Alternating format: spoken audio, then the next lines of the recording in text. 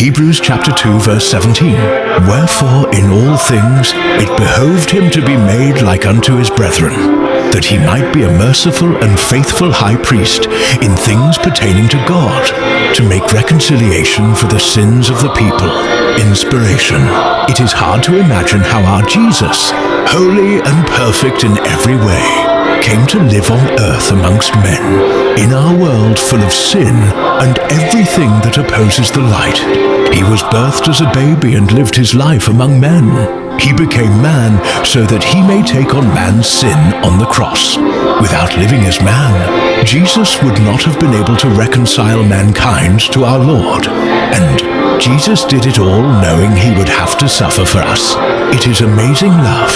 Let's pray. Dear God, thank you for sending your Son, Jesus Christ, to live as a man on earth so that he may die for our sins. We know we do not deserve this atonement, and it is only because of your mercy and grace that we have been liberated from sin and reconciled to you. O Lord, you are holy and precious to us. Help us to tell others about your good news.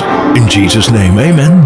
Hebreo Kabanata 2 talata 7. Kaya't sa lahat ng mga bagay ay nararapat na siya'y maging tulad ng kanyang mga kapatid upang siya'y maging mahabagin at tapat na pinakapunong pari sa mga bagay na ukol sa Diyos upang gumawa ng pagtubos para sa mga kasalanan ng mga tao.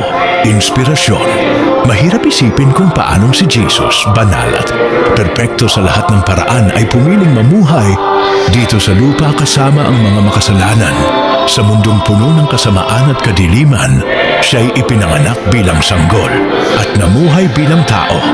Ginawa niya ito upang pasanin ang kasalanan ng sangkatauhan sa krus. Kung hindi siya naging tao, hindi niya magagampanan ang pagkakasundo ng tao sa Diyos, at ginawa niya ito nang may ganap na kaalaman na siya'y magdaranas ng matinding sakit at hirap para sa atin. Tunay ngang ito'y kamanghamanghang pag-ibig. Tayo'y manalangin.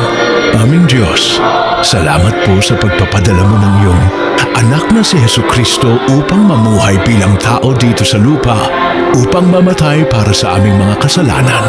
Alam naming hindi kami karapat-dapat sa kanyang sakripisyo, at ito'y dahil lamang sa iyong habag at biyaya kaya kami napalaya mula sa kasalanan at naipagkasundo sa iyo. O Panginoon, ikaw ba ay banal at mahalaga sa amin? Tulungan mo kaming maipahayag sa iba ang mabuting balita. Sa pangalan ni Jesus, Amen.